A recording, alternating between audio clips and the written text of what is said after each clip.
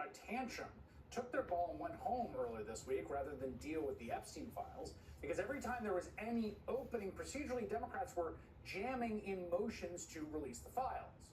In fact, yesterday on the House Oversight Committee, they forced a vote to subpoena the Department of Justice for the files. 3 Republicans voted with Democrats, and the motion passed.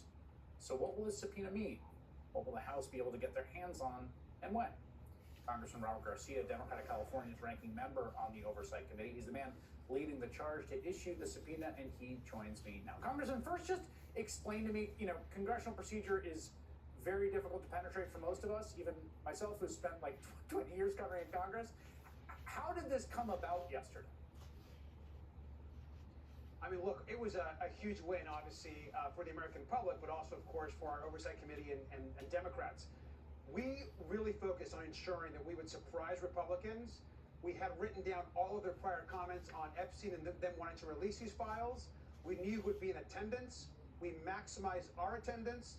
And then when they least expected it on that last day, we forced a vote. And the way we set the vote up in the motion essentially forced them to vote in that subcommittee to subpoena the full Epstein files, not redacted with information, and sent directly to our committee. We also knew there were a few Republicans there that had already been on record wanting to release those files. And so they joined us, and 5 Democrats on the committee, 3 Republicans, passed that release, and now we've subpoenaed the files. James Comer has already said to us and to others that he expects to sign that subpoena in the next few days. And then the White House, of course, and the DOJ will get that subpoena. We expect those files, and we've requested them to come to us in the next 30 days. Yeah, the letter that you'd written said that you urged the committee demands the Department of Justice produce the full and complete files related to Jeffrey Epstein and his associates within 30 calendar days. Now, that wouldn't be public release, obviously, which I think is an important point to point out here. We're just talking about the many victims at the center of all this, whose identity and privacy interests are vitally important to protect. So we go to your committee. You said something earlier today I want to ask you about, which relates to this, what apparently is going to be a 2-day meeting between Todd Blanche and Ghislaine Maxwell. That part of the reason you want that file is because you essentially don't trust what's going on between Blanche and Maxwell and want some evidence that can corroborate or not whatever might come out of those conversations. That's right. I mean, look, let's be clear. I mean, first of all, she is a horrific person. She's a bad person who has hurt young girls, young women. She should not be trusted. She's already lied multiple times under oath to the public, to attorneys.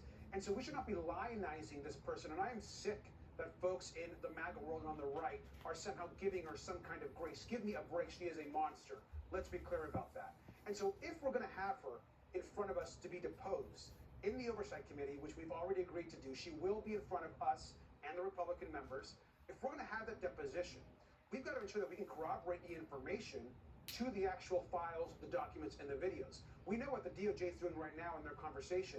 I mean, God knows what she's being told to say or what she's willing to say to get a reduced sentence from Donald Trump. And so if we're going to trust what she actually says to us in the committee, because she, of course, has been subpoenaed and will be deposed, then we've got to have some actual evidence to match that in the files, which is why the release of those full files to the committee is incredibly important. Now, I will be at her deposition. We believe it's going to be August 11th in Florida. We're going to ensure that it's done in a way that centers the victims and is about justice. Wait a second. Do we have news that had been scheduled August 11th? So that's been reported. We believe August 11th will be the date, and so it has not been. That's the date we have agreed to. We'll know in the next couple days if that's locked in, but we believe it will be that day or soon after. But it will be in Tallahassee. It will be in Florida. I will be there along with the Oversight Committee. And to be clear, and so the audience knows, our committee has already been in touch with her lawyers. We've been in touch with the majority's legal team, and the deposition is being right now planned, and as far as what's going to happen, who will be in the room, is all being discussed. And so we feel pretty confident that that's going to move forward. Wow, I did not. I mean, the sort of initial reaction from our lawyer David Marcus, the man that we played earlier, was sort of like, well, we'll take it one step at a time. But that is notable and does at least provide some kind of redundancy or checkability, because this this meeting with Todd Blanchard just strikes me as so bizarre and kind of seemingly unaccountable. Well, especially when Pam Bondi and the DOJ was saying that there was nothing there. So if they think there's nothing there, nothing to release, then why are they all of a sudden rushing to meet with Ghislaine Maxwell? And so that's what we have to take her testimony and her words and get the full picture.